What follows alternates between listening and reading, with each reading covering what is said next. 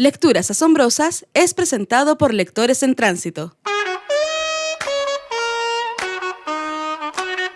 Aquí no nos importa el género, época o autor de un texto, siempre y cuando se convierta en una lectura asombrosa. Desde este momento, te dejamos con Ángeles Barrera y asombrosos invitados por Radio USEC. Bienvenidas y bienvenidos, estamos aquí en nuestro tercer programa de nuestra temporada número 24, es jueves 19 de enero, estamos, recuerden ustedes, a través del canal de YouTube de Radio Universidad SEC, que ha sido nuestra casa por 5 años, esto es Lecturas Asombrosas, los acompañaremos todo enero, en febrero tendremos receso para regresar con más lecturas asombrosas en marzo, así que en febrero vamos a estar recordando ahí algunos de los episodios de la temporada del año 2022. Estamos hoy con el escritor chileno Juan Pablo Veler, a quien le doy la bienvenida. Juan Pablo, bienvenido a Lecturas Asombrosas, ¿cómo estás? Muy bien, Ángeles, muy contento de estar acá contigo y con todos los auditores y auditoras de la radio. Gracias, Juan Pablo. Vamos a conversar con él de su última publicación. Les voy a mostrar el libro de relatos, Esquirlas desde la rabia, y miren todo lo que me ha hecho estudiar este señor a partir de lo que nos presenta aquí. Antes de presentarlo, como ustedes saben, siempre haciendo difusión literaria en este tiempo estival que estamos viviendo en Chile, quiero contarles que este fin de semana se realiza en la hermosa, cálida y pequeña Caleta de Orcón el 12º encuentro de letras en la arena. Esto es el 2023. Me acabo de dar cuenta que me equivoqué de afiche, pero les voy a contar que es el 2023, 21 y 22 de enero, este fin de semana, ya pasado mañana, encontrarán ahí música, encuentro con escritores, están los chicos que la organizan, son un grupo maravilloso de jóvenes de la quinta región, de residentes de Orcón, así que a partir de las 3 de la tarde del sábado y el domingo se realiza esta Letras en la Arena. Y contarles también que vamos a estar ahí con la editorial Aquel, La Luz de lo Invisible, y sus libros, tanto Barbenecia, de nuestro querido autor chileno Luis Gutiérrez Infante, y Paisaje, el poemario de Fernando Sarría, el poeta español. Así que pueden ir a conocer lo que esta editorial chilena está trabajando y las nuevas propuestas literarias. Así que los esperamos este fin de semana en Letras en la Arena, en la Caleta de Orcón. Voy a presentarles entonces a Juan Pablo Veler Moreno, que nació en Santiago de Chile en 1971. Es consultor y docente en ética, inclusión, diversidad y equidad de género. COAT ontológico, máster en ética y gobernanza global, Universidad de Londres, y magíster en literatura latinoamericana en la Universidad Alberto Hurtado. En 2008 publicó el poemario La resaca de la tristeza con Mago Editores, y algunos de sus poemas han sido seleccionados en antologías poéticas del mismo sello. Ha publicado artículos, reseñas de libros o de autores en revistas académicas, de divulgación y en blog, sitios web y redes sociales.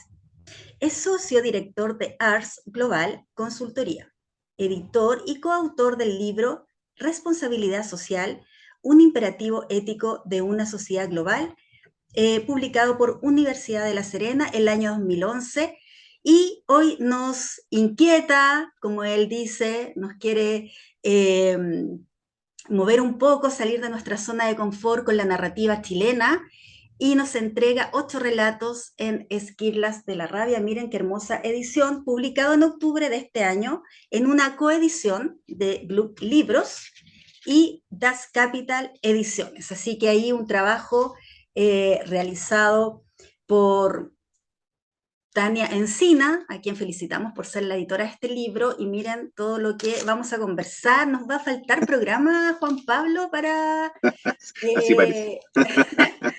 para ingresar a tu multiverso literario.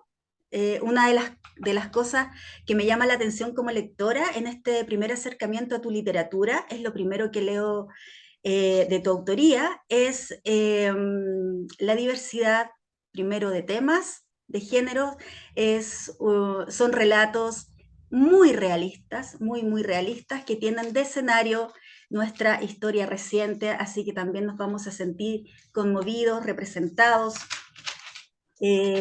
conmovidos y representados en estos relatos. Así que, Juan Pablo, lo primero que quiero conversar contigo es partir esta conversación con una cita de el cuento Requiem para un tren desaparecido, que tomé de la página 185. Así que abro comillas, porque el protagonista de esta historia dice: iluminar la memoria hasta que todos puedan reconocerla. Iluminar la memoria hasta que todos puedan reconocerla. En este sentido, tus 8 relatos se contextualizan, lo que acabo de decir, en nuestra historia reciente, en este país caracterizado por este sistema neoliberal, ¿cierto?, que hemos heredado a partir de la dictadura. Y quiero saber primero si esta fue una decisión consciente, primero al escribir y luego a seleccionar estos 8 relatos que constituyen Esquirlas de la Rabia. ¿Cómo surge esto, esta iluminación? Bueno, gracias por la lectura, primero que todo, la lectura atenta y profunda que siento ya que haces con esa cita, aunque la respuesta es difícil, ¿no? Porque siento y creo que normalmente hacemos las cosas en un estadio de conciencia, pero donde la no conciencia, ¿no es cierto?, está permanentemente afectando, comillas, ¿no?, nuestra observación. No es una observación neutra, ¿no es cierto? Es una observación cruzada por justamente nuestra historia y nuestra memoria. Y quizás esa es una clave que atraviesa los relatos, el que en todos ellos aparecen hechos, situaciones colectivas, globales, nacionales o personales, digamos, de sus protagonistas, no necesariamente de quien escribe, ¿no?, pero del que habla, ¿no?, y que muestran una forma de observar, ¿no?, esa realidad, muestran una forma de vida, una forma de ser. Y a mí me interesa mucho eso, mostrar en mis personajes formas de ser, y que sean coherentes, ¿no es cierto?, en ese contexto, y que explican sus vidas, lo que les sucede, y que nos muestran, nos representan, en el fondo, un poco una especie de historia, ¿no? Quizás no es una historia desde la historiografía, pero sí es una historia desde lo humano, desde lo personal, desde lo vivencial, y también nos habla, ¿no?, de quiénes somos. Y ahí yo creo que esa decisión es consciente, pero en el momento en que uno escribe, yo creo que también va cruzándose también con la memoria y con los temas que a mí me interesan. Hablando de los temas que te interesan, encontramos una trama. Hay un relato que se llama Hilo de Plata. Sí. Como lectora yo fui haciendo esta hilación de los conceptos que vamos descubriendo y que hacen finalmente que haya un sentido en los textos elegidos. Conceptos como la masculinidad, el miedo, la frustración, la rabia, por supuesto, la soledad y la pérdida, desde protagonistas masculinos que se ven enfrentados a situaciones, ya sea por su entorno, ¿cierto? Y a donde además son protagonistas diversos. Encontramos a la persona, no sé, ABC1, en un estrato social alto, al joven que por una característica física termina siendo carabinero. Por supuesto no puede faltar el literato, el arte ego de quien escribe. ¿Cómo movilizan estos conceptos? ¿Cómo te movilizan a ti como escritor y cómo fuiste perfilando a estos personajes que de cierta manera a mí como lectora de repente me parecían uno solo, como que etapas de la vida. Estaba interesante eso último, la dijiste al final, así como de pasadita. Sí, sí, yo creo que la escritura tiene mucho de búsqueda de sí mismo también y de una exploración de sí mismo. Y probablemente en cada uno de esos personajes, probablemente en lo cierto, pero también, como te decía recién, en lo inconsciente, hay uno solo, ¿no? Y uno solo que puede ser parte de mí, como puede ser también parte de un hombre, porque efectivamente es una masculinidad la que cruza estos hombres, ¿no es cierto? Distintas masculinidades, pero que finalmente reconocen una forma de ser hombre en lo social, con expresiones bien diversas, pero que se unen desde ahí, y que también podría ser el hombre, ¿no? El hombre niño en los 80, el hombre joven en los 90, el político, el carabinero, el hijo de un fusilado, ¿no es cierto?, en la dictadura, un investigador que a su vez también es un poeta y tiene una tesis sobre la poesía como prelingüística, este hombre, ¿no es cierto?, ejecutivo, alto ejecutivo de una empresa que, que, que se habla a sí mismo, ¿no? Es una segunda persona, ¿no es cierto?, la que está hablando de quién es en el fondo. Eh, Creo que todo eso construye también quizás esa unicidad que tú reseñas. Ahora, no es algo que lo tenga definido a priori, de hecho, este es un conjunto de relatos, quedaron otros fuera, ¿no? Y son los relatos que yo voy escribiendo a la medida, como decía al principio, me surge la necesidad de escribir, de representar estas formas de ser, estas formas de vivir, ¿no? Por ahí va un poco la fórmula. Que sean hombres sí me interesa mucho. Sí, que quiero proponerte algo diferente. Quienes nos siguen, nuestros seguidores en Lecturas Asombrosas, saben que hacia el final del programa dejamos la lectura que se convierta en una lectura asombrosa. Como estamos con un narrador tan versátil y estamos entrañando tu forma de escribir, tu forma de ver, de perfilar estos personajes, ¿qué te parece si vas tú leyendo pequeños fragmentos, nos indicas a qué cuento pertenecen? Y así nuestros auditores, quienes nos ven desde las diferentes partes del mundo, puedan ir también haciendo evidente la conversación que estamos teniendo aquí en Lecturas Asombrosas. Así que te invito a que nos Me, leas un primer fragmento. no, me encanta la idea, Ángeles, gracias. Sí, me gustaría partir quizás bien ordenadito, ¿no? Con el primer cuento, que es el cuento que abre, ¿no es cierto?, este volumen. ¿Ah? Y quizá, mira, me estoy saliendo de lo que había elegido, pero quizá puedo leer rápidamente el epígrafe que abre todo el libro, ¿no? Y que siento que también es una clave que hila todo lo que viene a continuación, que es una cita de Bertolt Brecht que dice: al río que todo lo arranca lo llaman violento, pero nadie llama violento al lecho que lo oprime. Creo que ahí hay otra clave muy importante, y en este primer cuento, que es El automovilista, que es un cuento, voy a dar algunas, no son spoilers, ¿no? Pero algunos puntos que son interesantes para mí en el momento de la escritura.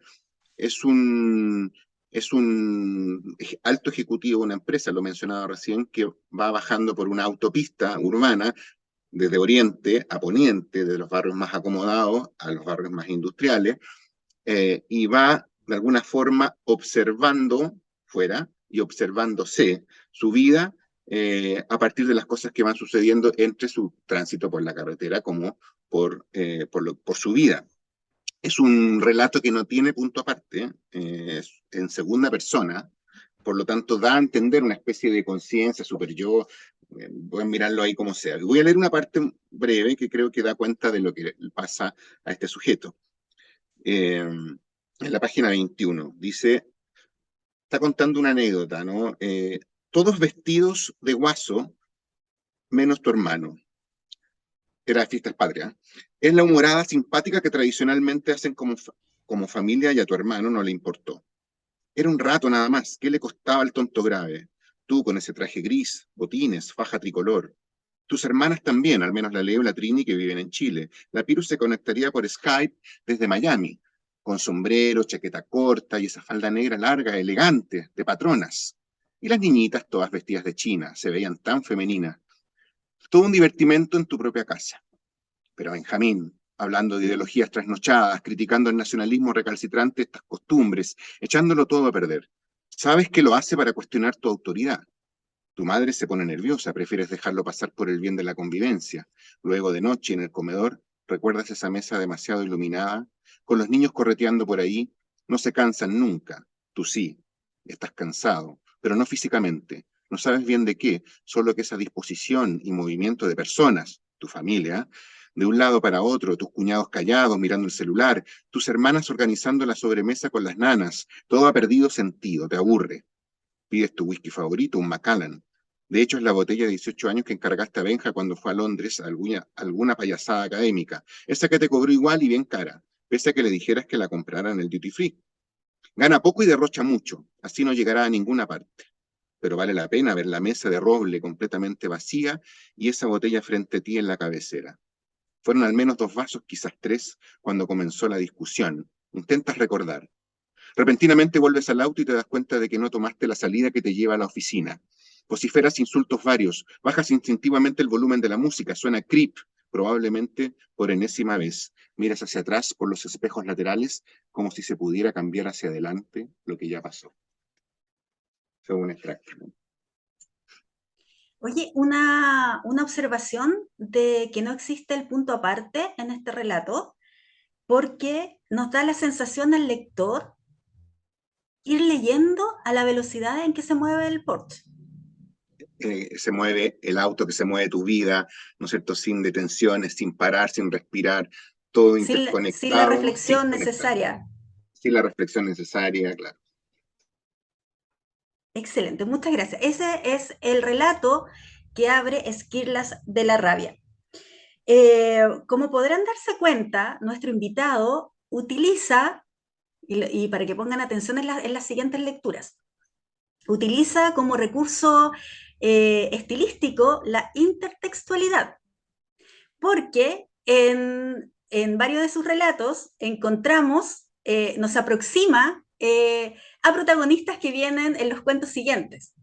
¿Ah? Sí, O a sí. datos que se multiplican en diferentes relatos. Por ejemplo, ahí nos diste el dato de que este hermano oveja negra, Díscolo, estuvo ahí haciendo algunos estudios en Londres y más adelante uno de los protagonistas viene de regreso de hacer esos Sí, estudios. Así que podemos ir viendo ese entramado del cual, sí. que me parece muy interesante. Entre los Eh, cuentos, y entre cuentos incluso que no están aquí, a que podrán salir más adelante, espero, pero también intertextualidades con otros autores, con la música, con la religión. Eso me importa mucho. ¿Ah? No siempre son evidentes, pero sí están, ¿no? Citas, intertextualidades, como dices tú. Sí, me sí, gusta mucho. sí. En el último relato, que es Reiner, esta cosa de la soledad del poeta, podemos evidenciar tu acervo literario, las cosas que te gustan como escritor. Hay una cantidad de citas y de referencias impresionante, por eso yo creo que es el cuento en el que tengo aquí, Los Naranjitos. Son todas las referencias que voy a tener que Ir a buscar. estudiar, claro, estudiar y ver. Destaco, bueno, Donoso, Oscar Hahn, esta comunidad rockiana, ¿cierto? Esta Roquiana. comunidad que se reúne bajo la luz poética de Pablo de Roca. ¿Quiénes son tus referentes actuales? ¿A quiénes estás leyendo, Juan Pablo? Uy, no terminaría, yo creo, porque siento que soy un bebedor eh, incansable de autores de distintas tradiciones. Voy conociendo, voy buscando, voy aprendiendo. Eh, a ver, pero si tuviese que elegir, yo diría que en Chile, para mí es muy importante. Voy a partir por un poeta. Para mí, a mí siento que ha influenciado mucho en su manera de ver la vida, filosóficamente hablando, desde la escritura, por supuesto, no lo conozco como persona, es Oscar Hahn.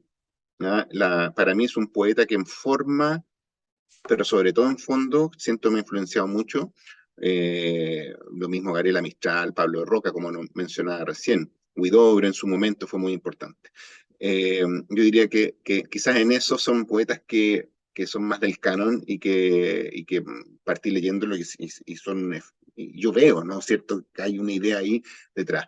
Y en los narradores, sin duda Donoso, Bolaño, son Nona Fernández, ¿no es cierto?, que es una contemporánea, para mí son súper importantes. Eh, en realidad hay muchos, si tú mirábamos acá, tenemos toda una línea, ¿no es cierto?, de literatura chilena, que Manuel Rojas, estoy mirando acá, ¿no es cierto?, muy importante también, Germán Sí, Marín. hace referencia a Manuel Rojas con Pancho, po, Entonces, con, con Pancho Rojas y con Pancho Rojas. sí, con ese cuento que es precioso, ¿no? Bueno, también la literatura angloparlante, ¿no es cierto? Philip Roth, me gusta mucho, eh, creo que ha influenciado, o las inglesas, ¿no es cierto? Para mí, no sé, estoy mirando acá, todo lo inglés lo tengo acá. Julian Barnes es muy importante en mi escritura, una influencia. ah, eh, Kureishi, Hornsby, no sé, en los españoles cerca, Carrer, ¿no?, como el escritor francés, Houellebecq, no sé, son autores que me han influenciado. Marico en su momento, quizá hoy día lo leo menos, ¿no? Pero eh, no sé, son muchos, ¿ah? Son muchos mexicanos, cubanos, estoy mirando acá que he leído más marcado, desde los más canónicos como Rulfo, ¿no es cierto? Hasta llegar a los más contemporáneos. Hay un amigo que cito mucho acá, que es un amigo y un escritor que siento me ha influenciado mucho, que es Emiliano Ruiz Parra, que es un cronista mexicano vivo, tiene 40 años, ¿no? Entonces, yo diría que es bien variada, es bien variado. Quiero aprovechar aquí, Juan Pablo, recordarles a quienes nos siguen que tienes un magíster en literatura latinoamericana. ¿Ya? Así que voy a hablarle al intelectual que estudia la literatura, que sabe de vanguardias, que sabe de corrientes literarias. ¿En qué vanguardia o movimiento literario consideras que está Esquirlas de la Red? Ya, es una pregunta difícil muy difícil de responder, porque quizás eso debiera hacerlo, quizás Ignacio Álvarez, que comentó mi libro y que fue profesor mío, además, eh, podría ser mucho más, además de por su capacidad, por su mirada un poco más de lejos, ¿no? Ahora, quizás te puedo responder cómo la siento yo, y yo la siento bastante contemporánea, a diferencia de lo que algunos pudiesen pensar por lo más estilístico. Yo creo que en el fondo la escritura yo la sitúo muy en lo contemporáneo, ¿no? Me siento muy de la línea de Nona Fernández, como te lo mencionaba recién, en una línea, Pancho Muat también por el otro lado, ¿no? Son como quizás dos bordes. Es un poco más joven que yo, un poquito, creo que 2 o 3 años, pero también Zambra, ¿no es cierto? Siento que teniendo diferencias de su mirada, de su forma, creo que en el fondo tenemos búsquedas parecidas. Por nombrar algunos, y que son autores contemporáneos hoy día en Chile, que están más o menos en mi generación. Podríamos decir que soy un autor de mi generación que a lo mejor ha publicado poco, ¿no?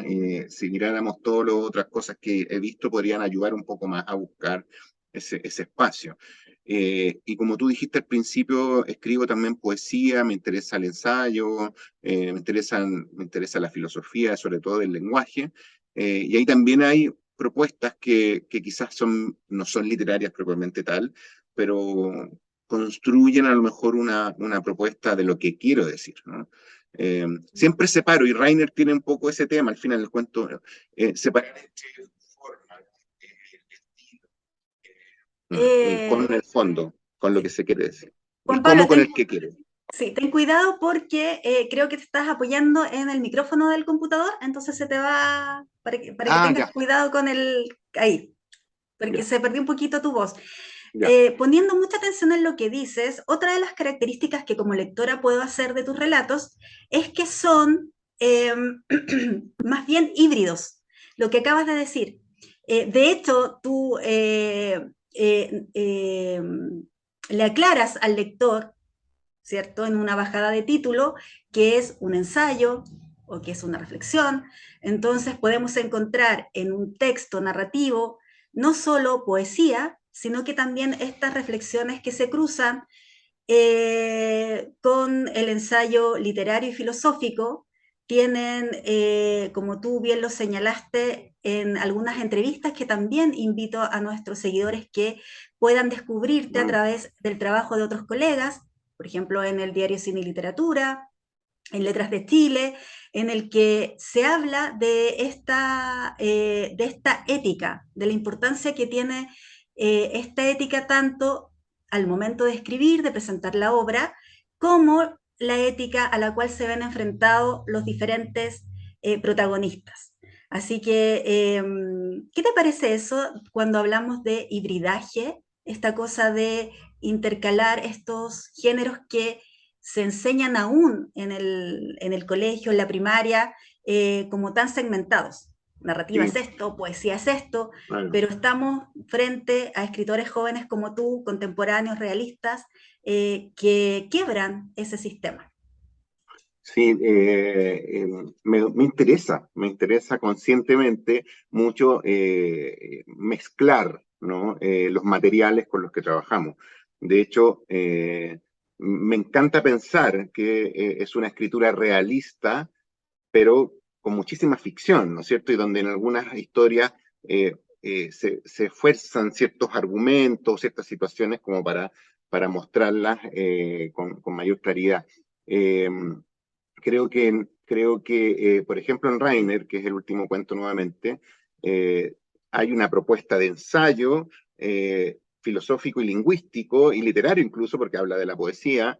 Tú contaste, ¿no? Hay toda una conversación ahí sobre el origen de la poesía, después cómo se expresan poetas determinados, hay visiones encontradas, aparecen miradas muy posmodernas, ¿no es cierto? Aparece un personaje que se cuelga y se amarra, ¿no es cierto?, con una cámara, como una máquina de tortura en un metro, ¿no? Como una expresión. Aparecen distintas fórmulas, y entre medio hay poemas, ¿no? Entre medio también hay poemas, hay citas, como tú decías, creo que eso me encanta.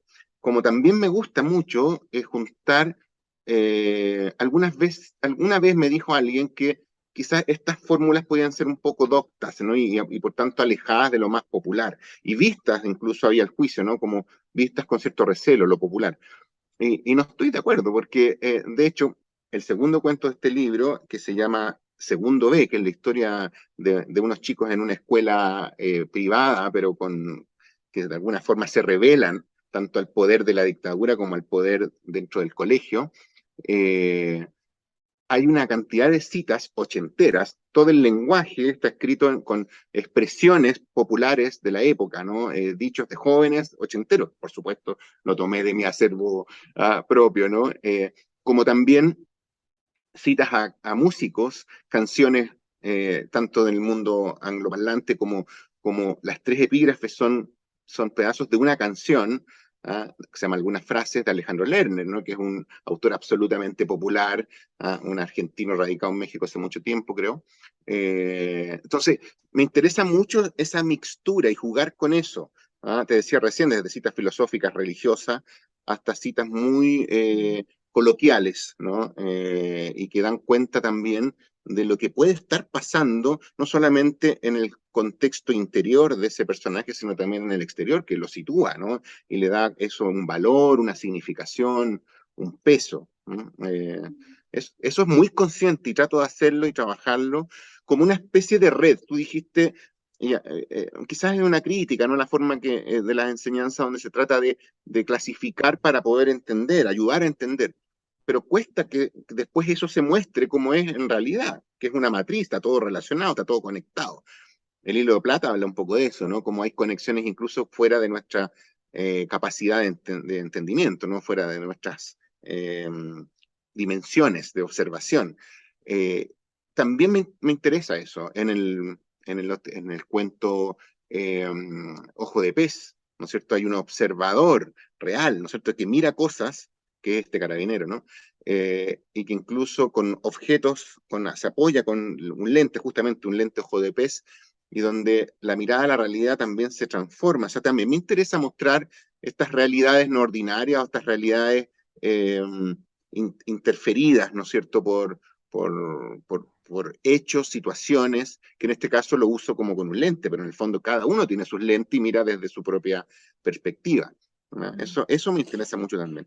No sé si quieres Quiero, que lea un trayecto de sí, esa. quiero que nos leas de segundo B, El segundo B, ya. porque creo que estamos en la misma etapa etaria, y me resonó porque eh, el protagonista nos cuenta solapadamente sus primeras veces. Y me sentí muy identificada porque mi primera vez en un concierto a los 13 años fue justamente el mismo concierto al que fue el protagonista de eh, El Cabezón Estrada, el El protagonista Cabezón de. Estrada, sí. Entonces, bueno, y qué decir de la música de Alejandro Lerner, fue un déjà vu. Segundo B, un déjà vu, pero con todo, con las cosas buenas, con las cosas también Sí, malas. Somos sí, ambos sí, hijos de la dictadura, sí, ¿cierto? Esta generación que se sí, llama hijos de la dictadura, que nos tocó sí, crecer bajo esa sombra. Así que te invito sí. a leer algo de Segundo B. Feliz, feliz. Voy a leer una parte que me gusta mucho y también la elegí porque a Ignacio Álvarez en la presentación del libro la remarcó como un ejemplo de cosas que tú también has mencionado, de masculinidad que trasuntan, ¿no es cierto?, todos los relatos y también las emociones en esta masculinidad. De un niño, ¿no es cierto?, de un adolescente, tiene 15 años, ¿no es cierto?, el Cabezón Estrada, cuando escribe esto. Un párrafo cortito, dice, me fui cabizbajo al departamento de mi abuela, en la página 68. Me había dejado preparado arroz con pollo que calenté en un sartén. Me senté ahí mismo y lloré en silencio. Era una ebullición de emociones que subían del pecho a la garganta y se quedaban atoradas allí. De todas ellas, sin embargo, era el miedo lo que me destruía, como un puño rompiéndome las vísceras del culo hacia adentro. Tenía mucho miedo, miedo a la muerte, miedo a quedarme sin mis padres, miedo a ser adulto, tener que casarme, mantener una familia, trabajar, no poder equivocarme. Mi viejo tenía razón. No estaban los tiempos para andar hueveando con romanticismos literarios y de ningún tipo. La vida, la verdadera vida, era esa. La del negro poblete, la del pelado pavés, la mía, y no la podía eludir. Ahí Qué está justo en increíble. un momento crítico dentro del cuento, ¿no? Sí, y Sí. qué increíble que mi cita destacada ¿Tú la lees, verdad? tenía mucho miedo, que Sí. yo Ahí creo está el que miedo, sí. es lo que nos pasó a todos en esa etapa de crecimiento, Claro, por y ahí el padre el contexto. juega un poco, perdón, claro, el padre juega un poco el rol del padre, ¿no es cierto? Como imagen real, ¿no? La autoridad también, ¿no? Y lo que se puede y no se puede hacer. De hecho, ese personaje aparece muy sutilmente, pero aparece como un eje maestro, ¿no? Durante todo el relato, que al final también es el Estado, también es la dictadura, también es el poder. Eso aparece. Y lo otro que me gusta destacar de este párrafo, además de la emoción en un niño, en un adolescente ochentero, donde, no sé, ir de rosado era motivo de bullying, ¿no? Cualquier cosa que no demostrara tu hombría, ¿no? Eh, me gustó mucho representar el miedo como ese puño, ¿no es cierto? Desde el periné, el culo, ¿no? Que te rompe, que también es un acto de terror para la masculinidad más tradicional y hegemónica, ¿no es cierto? No, a mí eso no me gusta, tengo que demostrar que eso no es así, ¿no? Creo que también lo muestra en forma, ¿ah? En ese terror, ese miedo, ¿no? De ese niño. Mm. Estamos conversando con Juan Pablo Veler Moreno sobre su primer libro narrativo. Recordemos que tiene 2 poemarios anteriormente, y quiero que nos desviemos un poquito a la poesía. Ya. Poesía que me comprometo a leer ahora en este tiempo estival, porque la idea también en esta difusión que hacemos en Lecturas Asombrosas es incentivar a la lectura, en este caso de la narrativa y la poética de Juan Pablo, para que los lectores empecemos a tener esa maravillosa idea de ir coleccionando los libros por autor. O sea, no necesariamente quedarnos con un libro, sino que hacernos de la pequeña biblioteca del autor para también ir observando su crecimiento, sus cambios, los temas que lo van inquietando a través del tiempo. Así que esa también es la invitación que hacemos aquí en Lecturas Asombrosas. Así que Estupendo. Juan Pablo, eres poeta. Hay muchos poemas al interior de los relatos de Esquirlas de la Rabia. J.P. Reiner, que no sabemos si se nombra como Juan Pedro en alguno, no sabemos si Juan Todos son Pablo, JP, todos son todos JP. son JP, todos son J, claro. Mira, escucha bien la pregunta que te voy a hacer, Vale, porque puedes decirme hasta aquí quedo, te paras y te vas. me paro, furioso. Claro, furioso. J.P. Reiner, estimado Juan Pablo, ¿es tu alter ego o es tu heterónimo? Está buena porque déjame decir algo del cuento, ¿no? El cuento está separado por varios capitulitos, ¿no? Acápite. Es un cuento largo, no me acuerdo cuántas páginas tiene, pero en general hay 3 o 4 cuentos bien largos en este volumen. Eh, el primer capítulo es una reflexión que alguna vez alguien me dijo, debería sacar eso, ¿no? Yo encuentro que no, porque justamente le da un sentido del que está contando, que no es Reiner, que no es J.P. Reiner, sino es Toño de la Vega, y Toño de la Vega es un doctorante, está haciendo su doctorado en literatura, en el lenguaje y todo eso, algo de lo que hemos hablado acá, eh, y se encuentra por casualidad con un poema, con unos versos de Reiner, eh, y bueno, y antes de eso, de contar eso, dice, yo no sé cómo presentarme. No sé nunca he sabido decir mi oficio, mi profesión. Hace esa reflexión. Que es la misma que me cuesta decir aquí, ¿no? Cuando tú me dices, eres un poeta, a mí me cuesta decir que soy un poeta, quizás porque hay un respeto supremo, ¿no es cierto?, al ser poeta, al ser, ¿no? Poeta, que, que lo entiendo como una forma de vida también. Eh, como también por el hecho de escribir poesía, cuesta mucho escribir poesía y más todavía publicarla. Por tanto, para responder, no hacer el quid a tu pregunta, yo creo que tanto Toño de la Vega como Rainer son heterónimos, estoy ahí contando algunas cosas, podrían ser heterónimos, como también lo siento absolutamente alter egos, ¿no es cierto? Como yo diría la mayoría de los JPs que aparecen aquí. Juego con eso, y es evidente, ¿no? Porque es un juego, pero como decía recién, son materiales que voy mezclando. Mezclo algo mío, un poema, claro, una forma de mirar, sí, pero también aparecen otros que tienen la mirada contraria y, y por lo tanto se genera una contradicción interesante desde lo literario, a mi juicio. Como somos los seres humanos también, pues, lleno de contradicciones y quizás el lector encontrará otras y se arma, ¿no es cierto?, una idea todavía más contrapuesta, pero al mismo tiempo más completa. Porque tú lo dijiste al principio, el multiverso, ¿no? Porque finalmente si todo viniera desde una única perspectiva, sería un universo, ¿no? ¿No? Pero aquí me interesa mostrar la multiversidad, ¿no es cierto? Muchas versiones de una aparente única realidad, ¿no es cierto?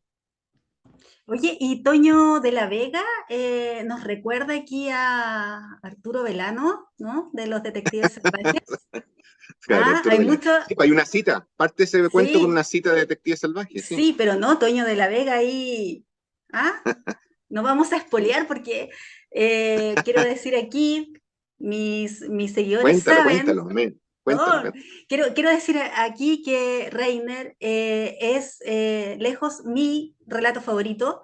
De hecho, exijo mi derecho de lectora de que esto se vuelva una novela breve, porque hay muchas cosas que nos cuentas tan rápido que uno queda con la idea de que hay muchas cosas para decir de ciertos pasajes que van sucediendo. Así sí. que ojalá Mira, pronto podamos... dos cosas te cuento ahí. Rodrigo Pinto, un crítico conocido, que tuve la suerte que leyera algunos de estos cuentos, me dijo lo mismo, que Rainer debiera hacer una novela, y me encanta la idea. Y yo escribí una novela, tengo una novela no editada, ¿no? La terminé el año pasado, a mediados del año pasado más o menos, que es, es la historia de Rainer, ¿no? O una de las posibles historias de Rainer, ¿no? Que está en Valparaíso, ¿no es cierto?, con todos esos elementos que acá no hemos contado, ¿no? Pero a Rainer lo buscan por varias partes, pero una de las partes donde lo buscan, porque vivió ahí, es justamente Valparaíso. O sea, hay mucho del puerto también. A mí me interesa este elemento también en mostrando lugares físicos, ¿no? Ciudades, calles, incluso direcciones. Hay me fui en un paréntesis, hay dos o tres direcciones que si a alguien de aquí es medio Toño de la Vega, y le interesa buscar y seguir la pista, nada está al azar. Todas esas direcciones existen y significan algo. Son pistas que voy dejando ahí como miguitas, ¿no es cierto?, para los que les interese curiosear. Yo soy así, a mí me gusta leer así, entonces por eso lo dejo. Los nombres, todas tienen relación. No hay nada muy puesto al azar, como tú lo dijiste, todo muy relacionado. Así que está esa novela, es una novela de amor. El nombre que tengo hoy día, ¿no?, tentativo, es justamente una novelita cursi. Trabaja el tema del amor como algo cursi, pero con una cantidad de capas en su profundidad que finalmente hacen que sea un sentimiento tan relevante en la historia de la humanidad, ¿no? ¿Y qué tal si nos asombras con un fragmento de Reiner? De Rainer, a ver, es tan distinto Rainer en cada capítulo, pero a ver, creo que elegí dos, busqué dos para compartir. Déjame ver si, quizá puedo leer dos cortitos, uno Claro. al principio y otro más al final. Uno al principio, en el capítulo 3 página 212, eh, dice, cuenta justamente como parte del cuento, ¿no? Dice, así me encontraba precisamente hojeando una edición de Los Gemidos de Pablo de Roca, una obra fundamental, ¿no? Y me sorprendí al ver subrayado uno de sus versos, comillas, el amor se parece a las golondrinas, huye con las últimas hojas, cierra de comillas. Que los libros estén rayados realmente no me sorprende, o mejor dicho, ya no lo hace. Y en este caso, desde esos versos se delineaba borrosamente una flecha hacia el margen, y en ese espacio blanco escrito en grafito había otro verso que decía, comillas, eso es la vida, el resto es ahora cuando te veo, cierra comillas. No es que me hubiera parecido especialmente bueno este verso, de hecho claramente no pertenecía a De Roca, pero en la investigación literaria las mejores pistas no aparecen anunciadas como los avisos de liquidación de temporada.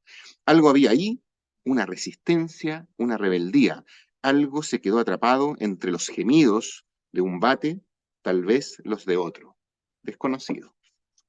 Esa es una. Ahí empieza a urdirse, ¿no es cierto?, la idea de ir tras este poeta Rainer, que en ese entonces no lo conoce. Y la otra cita es más hacia el final, es un momento bien de clímax. No estoy spoileando, como se dice, pero está bien avanzada la historia. Y justamente yo diría, está un poquito ante el clímax. ¿Ah? Y aquí está hablando, me interesa esta cita porque está hablando un personaje. En general he compartido textos más bien desde el narrador.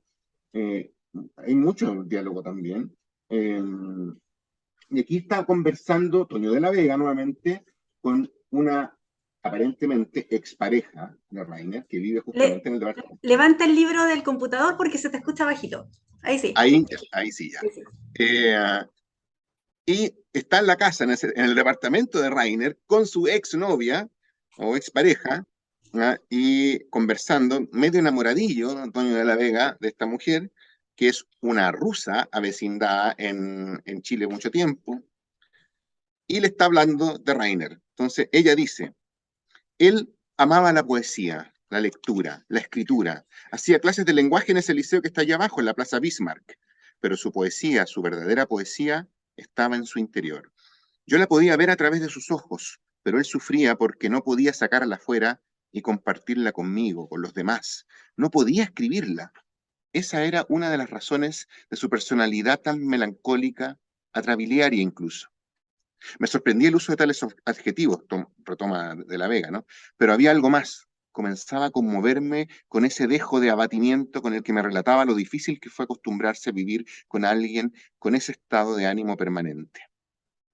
Con el tiempo, vuelve a hablar ella, con el tiempo se fue poniendo más taciturno, comenzó a cerrar las redes sociales y a reducir su vida social en general. Empezó a hacer algunas cosas extrañas, a poner el despertador a diferentes horas de la noche y a anotar lo que se le venía a la mente en ese momento. Una vez habló de irse solo a México por un tiempo indefinido, buscar algún maestro indígena del tipo Don Juan de los libros de Castaneda y explorar esa, comillas, realidad no ordinaria. Tal vez allí se albergara buena parte de esa poesía en potencia. Me pone triste recordarlo, me dijo con un hilo de voz y empezó a contarme. Primero me reí con ese plan, pero no lo hice para burlarme de él, sino porque de verdad pensaba que estaba bromeando. Ir a México de vacaciones puede ser, una pasantía inclusive, ¿por qué no? Pero viajar tan lejos a experimentar con drogas me parecía una locura. Él, un hombre tan racional, tan emocionalmente racional si se quiere, hipotecando una vida y un futuro por una quimera. No solo rayaba con lo estúpido, sino que además era doloroso para ambos. Sentía que extremaba los medios para conseguir un fin hipotético, ilusorio. Esa es una parte ahí ya donde se empieza a develar un poco esta personalidad extraña, ¿no? De ese poeta. Sí, y más adelante, él dice, Rainer, que los libros son una cárcel. ¿Qué son para Sí. ti los libros, Juan Pablo? No, yo no, ahí no estoy de acuerdo con Rainer. Además que Rainer lo dice desde el lenguaje, ¿no es cierto? Dice, el lenguaje es una cárcel, nos atrapa en las posibilidades que tiene lo que el gran Maturana decía, un dominio consensuado. O sea, nosotros entendemos un concepto, ¿no? Y eso nos atrapa al mismo tiempo, no nos permite matices. ¿Ah? Por eso es tan interesante ampliar nuestro lenguaje, que no solamente es oral, verbal. Bueno, dicho eso, para mí los libros tienen muchos significados. Es probablemente un objeto humano de las cuales podríamos hablar sin parar, ¿no es cierto? Ah, como había un programa una vez que alguien tomaba un objeto y decía, ¿para qué sirve? Yo creo que si cada uno tomara un libro y dijera que es un libro para sí mismo, ¿no? O misma, sería infinito. Para mí un libro es primero que todo un mundo en sí mismo, es desde sus capas más externas, entretención, divertimento, hasta una forma de conocerme, ¿no? En la lectura de otros autores, en esos personajes, también me voy espejeando, me voy reconociendo. Por un lado me acompañan, puedo tener conversaciones, ¿no es cierto?, con estos autores o personajes, conversaciones que son súper interesantes, que me muestran partes donde nunca voy a estar o qué sé yo, pero también por el otro lado me muestran formas de vida o que no conozco, que estoy lejos, que estoy en la antípoda, y me permiten una reflexión. Y probablemente con esto termino, porque como te digo, podría hablar mucho, probablemente a partir de la reflexión, el ser humano es el ser humano que somos. Probablemente sea el mecanismo lingüístico más poderoso que hemos desarrollado como seres humanos. La reflexión significa volver a doblar cosas, flexionar cosas, y por tanto me permite remirar cosas, me permite escucharme, me permite darme cuenta que sí estoy equivocado. Y por tanto, la misma reflexión también me lleva a la ética, me lleva a darme cuenta si me siento que estoy haciendo lo correcto o no. Imagínate todo lo que puede generar un libro y tener libros, por tanto, a mano, leerlos. A mí no me gusta leer varias veces un libro, pero la vez me he pillado haciéndolo porque bueno, a veces segunda o terceras lecturas me pasan otras cosas. Y todo eso para mí es un libro. La verdad es todo menos una cárcel. ¿Eh? No estoy de acuerdo para nada ahí con Rain. Eso nos da tu perfil como lector. Y referente a los lectores, ¿qué quiero tomar una cita tuya que descubrí en alguna de las entrevistas anteriores a la que estamos teniendo hoy, esta conversación tan interesante, que lo que menos ha tenido esta conversación ha sido rabia, odio, es como que si estuviéramos hablando Sí. de otro libro, lo que también lo hace interesante, ¿verdad? Esta propuesta que estamos haciendo aquí en Lecturas Asombrosas. En algunas entrevistas anteriores indicaste lo siguiente, aquí voy a parafrasearte, ¿ya? Voy a parafrasearte, no lo voy a decir textual. ¿Te gustaría que el parafraseo es lo siguiente, a ti te gustaría que tus cuentos, estos relatos, puedan incomodar al lector, que lo interpelen, que generen un cierto conocimiento ético? ¿Cómo ha sido hasta ahora? Estamos en la efervescencia, a 3 meses de la publicación, a poquitos días del lanzamiento, el lanzamiento fue el 6 de diciembre. ¿Cómo ha sido la recepción de tus lectores referente a Esquirlas de la Rabia? ¿Y cuál es la relación con ellos? ¿Cómo te relacionas tú desde esta esfera de escritor publicado con tus lectores? Con los lectores cercanos, a la familia, los amigos, y con los nuevos lectores, como yo, por ejemplo, que descubren este multiverso a través de tus relatos. Eh, para mí son fundamentales. O sea, este libro, ¿no es cierto? Este libro que también tengo marcadito, existe, aunque exista materialmente, ¿no? Pero existe de verdad en la medida que haya lectores y lectoras, ¿no? Si no, podría ser un objeto escrito perdido. Imagínate todos los libros perdidos en el desierto, existe el objeto, ¿no? Pero no pasa nada con él si es que no lo leen. Para mí los lectores y las lectoras son fundamentales. Siempre he querido que lo lean. Yo sé que hay muchos escritores que piensan que el acto de escribir es en sí mismo, ¿no es cierto?, valioso, y lo comparto. De hecho, yo escribo muchísimo, para mí es algo que me sirve hasta terapéutico, ¿no? Eh, pero no es eso lo que pretendo específicamente cuando escribo estos relatos y los publicamos en un libro. Yo espero que los lean. Y no solo los lean como algo entretenido, que yo ya conté, es una posibilidad y espectacular, ¿no? En vacaciones, por ejemplo. Sino también me interesa que le pase lo que me pasa a mí con los libros, ¿no? Tengo esa expectativa, que sentirse interpelado, dudar. Hablábamos en algún momento, ¿no es cierto? Tenemos la costumbre a veces de creerle todo a pie juntilla lo que le pasa al personaje, ¿no? Y le creemos. Nunca pensamos que el personaje está mintiendo, o está, a menos que se diga, ¿no? En la historia, pero que lo que, por ejemplo, lo que he leído acá, eso sea mentira, lo que decía esta rusa, ¿no? Cuando yo la leía, a lo mejor es mentira. No lo pensamos, le creemos. ¿Ah? Solo pensar en eso, divagar con eso, no estar de acuerdo con eso, o que me genere esta reflexión que mencionaba recién, eso me encanta que le pueda pasar a algún lector o alguna lectora. Y si eso lo lleva a entretenerse por un lado, pero sobre todo a remirar cosas, a pensar, a estar mucho más en el ser. Vivimos en una sociedad puesta en el hacer y en el hacer. No digo que eso sea malo, pero proporcionalmente estamos muy desequilibrados, pues nos dan solo hacer y poquito ser, ¿no?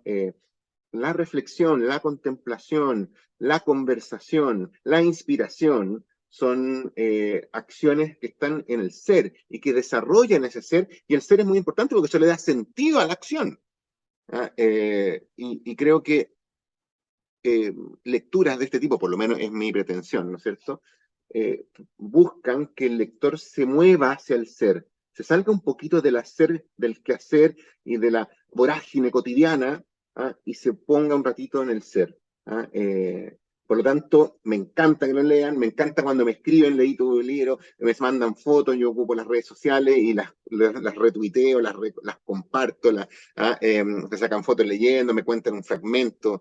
La otra vez me escribió una mujer mayor, por lo que cuenta, una psicoanalista, y quizás me escribió un párrafo largo, quizás un tercio página, donde me cuentan lo que le pasa después de leer el libro. ¿Ah? Mira, si lo tuviera a mano te lo leería, porque yo quedé impresionadísimo de lo que puede pasarle a una persona con la lectura. No sé si te tinca que lo busque. Ah, Sí, búscalo para que podamos conocer esa visión. Y mientras lo buscas, aquí lo ¿sí? encontré, pero dale tú. Sí, no, Sí. es que aprovechemos de que nos des tus redes sociales para seguirte, para ahí interpelarte, decirte cómo fue posible que me llevaras de esta emoción Sí, hasta otra. ¿Cuáles son tus redes bueno, sociales, Juan Pablo? ocupo mucho el Twitter y el Instagram. Y el LinkedIn también, porque el LinkedIn lo ocupo mucho por mi trabajo, ¿no? Como Mm. consultor, como coach.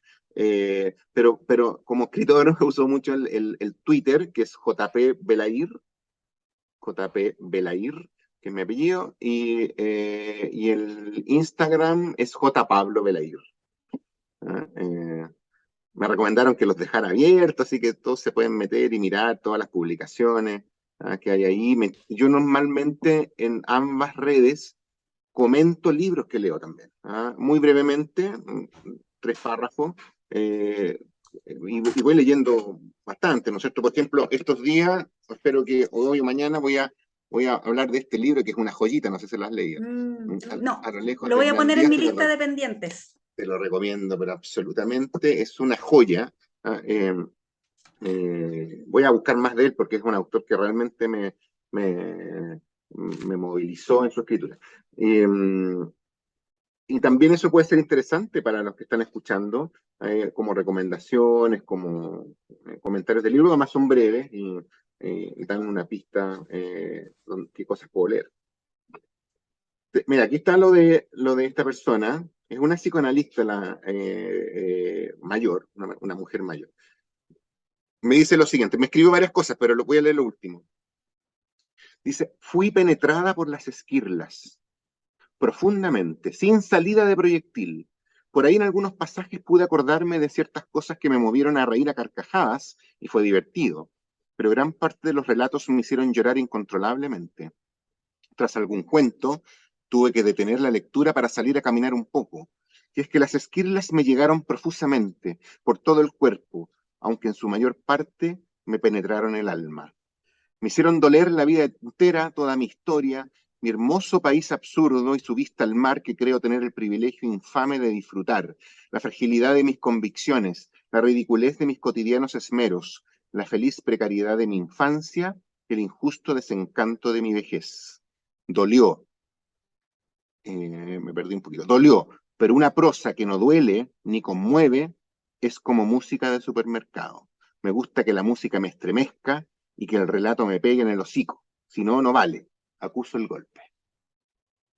Eso. Yo quedé impresionado, realmente, muy halagado, por supuesto, también, pero sobre todo impresionado con lo que le pueda pasar a alguien en la lectura, ¿no? En este caso, te das cuenta que el libro existe, nace y significa en su valor en ella, no en lo que yo escribí, ¿no? En lo que le pasa a ella. Eso me interesa mucho. Sí. Me voy a aprovechar de la confianza de esta lectora, a quien le agradezco también sus palabras. No te lo iba a preguntar en cámara, pero ya que diste el pie, a mí me gustaría saber en qué minuto escribiste Ojo de Pez. Si fue antes o después del estallido social. Sí. No, fue después, a pesar de que la idea de base la tenía de antes. Ese fue un cuento que estuve elaborando mucho en mi cabeza sin escribirlo, porque tiene muchas capas. Realmente es un cuento muy complejo en ese sentido, a pesar de que también es una historia de un carabinero que cuida a una jueza, ¿no? Y que desde la afuera, donde él está, hacia el adentro, también pasan cosas entre el afuera y el adentro, el afuera y el adentro físico, el afuera y el adentro personal, el afuera y el adentro socioeconómico. Hay muchos afuera y adentro ahí. Y eso se va develando en el... Pero la escritura propiamente tal fue después del estallido social y por eso tiene un final que no lo vamos a contar acá, pero tiene un final que efectivamente hace referencia, sin decirlo, ¿no es cierto? Es una referencia solapada o inconsciente para el que la pilla, ¿no? A lo que le pasa a un carabinero, ¿no es cierto?, al final de esta historia. Quizás por eso me lo pregunto. Sí, te lo pregunto porque para mí fue casi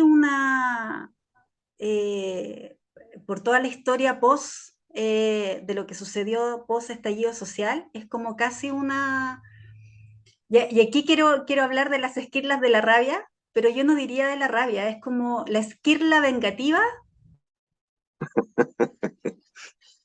Claro. ese dejo de venganza que cuando frente a una injusticia, ¿cierto? O frente a tantas injusticias, los seres humanos, bueno, unos más que otros, tendemos a sentir esa esquirla de venganza, ¿cierto? Aquí no vamos a decir qué injusticia, pero ya una vez que lean tu cuento se podrán dar cuenta.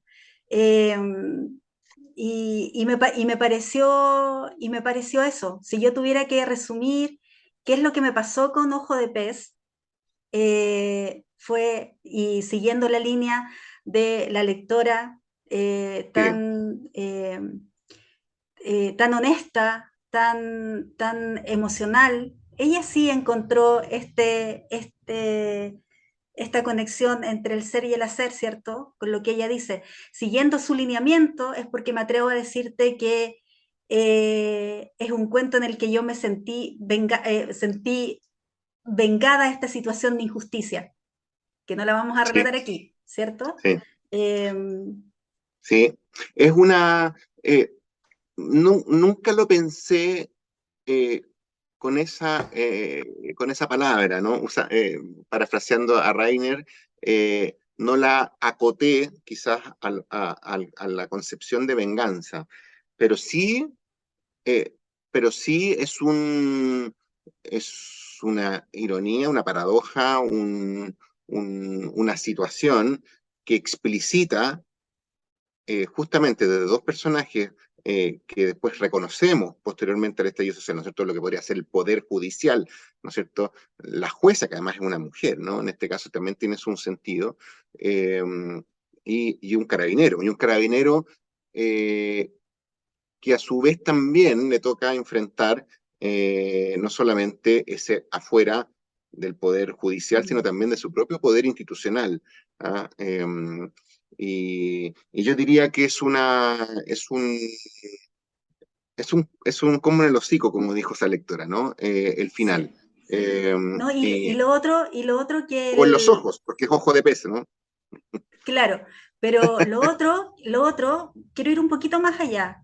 Eh, el personaje del carabinero, ¿cierto? Sí, Reivindica en su forma de actuar la humanidad que los que no somos carabineros le quitamos. está Entonces, ahí. Y eso fue un trabajo bien complejo para mí poder desarrollarlo. Yo no conozco un carabinero, pero me estuve investigando, estuve pensando, estuve conectándome con la humanidad de un hombre que mm, llega a ser carabinero. Podrá ser cerca o lejos, ¿no? Lo que podría sentir otro, ¿no? Pero eso sí, eso que tú dices, eso para mí era muy importante, tratar de representar ese personaje como un ser humano, pero también como un tipo, ¿no? Un prototipo de ser mm. humano, ¿sí? Sí, y lo otro que estuve varios días pensando en la lista del segundo B, ¿cuál era el alumno que se convirtió en este cabo de carabinero, po? Ah, ¿cuál podría ser? ¿Viste que Puede haber hace, alguna pista. claro, viste que haces que los lectores que no nos quedemos solo con el relato, y yo creo que esa es una de las improntas de tu literatura, Juan Pablo. Muy humildemente lo digo con este primer acercamiento a tu literatura, este estilo de ir presentándonos personajes que se van entrelazando en los diferentes relatos. ¿Qué tal si nos lees un último fragmento de Ojo de Pez?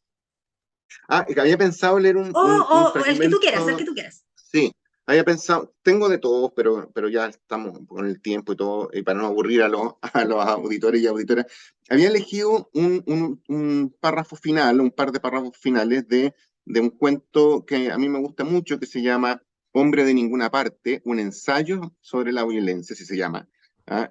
Me parece que además es un texto bisagra que está, digamos, en el centro del volumen del libro, y que yo diría explica en breve, o resume en breve, esto que tú decías, ¿dónde están las rabias aquí, la esquila y la rabia? Creo que esta parte lo dice así, incluso explica también mucho de los personajes, de algunos que no hablamos, por ejemplo, el narrador de Requiem para un tren desaparecido, o el narrador del Tiempo entre dos ríos, son narradores que ahora no lo hemos comentado, pero que tanto por fuera como por dentro hay una especie de efervescencia, ¿no? De algo que está ahí latente y que puede explotar, ¿no? En esquirlas. Entonces voy a terminar en la página 151 del cuento Hombre de ninguna parte. Dice así: la voz se va desvaneciendo, lentamente va desapareciendo, como la noche cae implacable y silenciosa, oscureciéndolo todo. En una cuenta regresiva, su sonido va desintegrándose en el silencio, como aquel que se produce tras sacarle el seguro a una granada. Quizás ese es mi lugar y mi tiempo, solo ese, un no lugar, un no tiempo, la potencial explosión en cadena, cuya fuente acumulada de violencia cotidiana, el pan nuestro de cada día, devendrá en una nada peor que la palabra nada. Y si ese es mi espacio, ¿yo qué soy? Soy eso. Soy una granada sin seguro, soy la cuenta regresiva. Y en ese cuento voy a dar un tips ahí, medio spoiler, pero no tanto en realidad, pero me encanta como propuesta formal también de la escritura. Ese cuento se enumera en partes, pero va en cuenta regresiva. Parte en el capítulo 7 y termina en el capítulo 0. Eso es un elemento más, creo yo, para reflejar o representar este hombre de ninguna parte. ¿Y qué hace una buena lectora? Lo lee, Y lo busca. no, lo lee de atrás hacia adelante. Claro, claro, claro. Ah, Sí, eso es claro, así pero a por lo supuesto, Rayuela. pues si está numerado desde el 7, ¿qué es lo que hace uno? Lo lee primero, tal, y después uno lo lee con la propuesta que hace el escritor en este caso. Juan Pablo, hemos estado aquí desmenuzando estas esquilas de la rabia, conversando sobre tu proceso de escritura, sobre lo que significa estas primeras narraciones, sobre tu lugar en este mundo, a diferencia de este personaje, encontraste tu lugar, ese no lugar que de repente aparece en nuestras vidas por las circunstancias o las cosas vividas. Eh, creo que está hoy cimentándose en este lugar de escritor chileno, contemporáneo, realista, sumamente realista, donde Chile, nuestra historia reciente, además coincide que los temas tratados históricos, ¿cierto? Que plasman o que se dibujan a través de los 8 relatos, tiene que ver también con esta conmemoración que hacemos este año, ¿cierto? De esta gran experiencia funesta vivida como país. Entonces tiene doble valor esta propuesta tuya, esta apuesta de la editorial, eh, este, estos hombres, como bien tú dices, que como los funambulistas tratan de mantener ese equilibrio, nos interpela, claro, nos interpela también como lectores a ir a esa reflexión, desde qué lugar como lectora me estoy posicionando. En este caso, a mí personalmente, con la responsabilidad que conlleva hacer difusión, ¿cierto?, de la literatura, poder decir aquí en Lecturas Asombrosas que estamos con un escritor chileno que es capaz de observar, extraer las cosas que están sucediendo en nuestro país, plasmarlas a través de la poesía, del ensayo, de estos relatos que espero que vengan muchos más, que esos relatos que quedaron fuera de estas esquilas de la rabia puedan conformarse en nuevos libros y en nuevas propuestas literarias. Ese es mi deseo que dejo planteado para tu 2023, tener este espacio también para poder seguir conversando. Eres coach antológico, haces estos estudios en Londres de varios temas, eres consultor, entonces te dejo abierta la invitación para que podamos también conversar de esos temas que son de tu interés. Así que tus palabras al finalizar nuestro programa de hoy. No, Ángeles, primero que todo, agradecerte personalmente tu lectura y sobre todo tu entrevista, este espacio, a ti, a la universidad, a la radio. Me siento muy privilegiado de poder hacerlo, estar aquí, poder editar, publicar un libro y poder estar aquí. Y solo me resta, me aprovecho, ¿no?, de pedirle a quienes escuchen que busquen sus esquilas, ¿no? Y las lean los relatos. Creo que puede ser algo interesante y compartámoslo, ¿no? Ya están las redes ahí para que podamos seguir en ese proceso maravilloso que es la lectura, que uno puede leer y conversar, y en un proceso sin fin, ¿no? A partir de lo que nos pasa con este primer impulso, ¿no?, que puede ser un libro. Así que espero que nos volvamos a encontrar aquí o en las lecturas, a través de los libros. Encantado. Sí, recuerden que pueden seguir a Juan Pablo en sus redes sociales, en Twitter, JP Belair, que es así como se deletrea su apellido, pero se pronuncia Beler. En Instagram, J. Pablo Belair también, para que puedan conversar. Ustedes han visto aquí su generosidad, su amplitud de mente, lo hemos puesto en situaciones entretenidas y versátiles referente a su literatura, y ha sido un agrado conversar con él. Agradecer por supuesto la gestión periodística de Mariana Ales, que gracias a ella él ha podido dejarnos un espacio en su agitada agenda para conversar con Juan Pablo. Así que muchas gracias. Juan Pablo, te voy a pedir que no te retires una vez que dé por terminado el programa.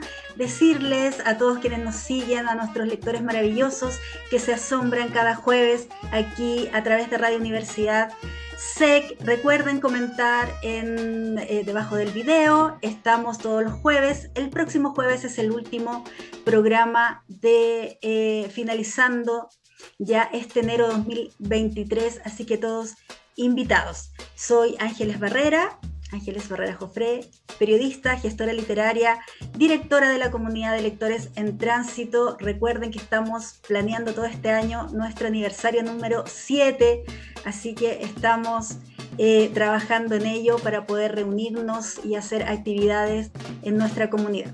Así que están todos invitados y los espero el próximo jueves con más lecturas asombrosas. Muchas gracias, Juan Pablo. Gracias a ti y a todos. Si fuiste capaz de sumergirte en lo más profundo de esta ojeada literaria, ya eres parte de nuestra comunidad. Sintonízanos la próxima semana para otra lectura asombrosa, con la conducción de Ángeles Barrera, solo por Radio USEC.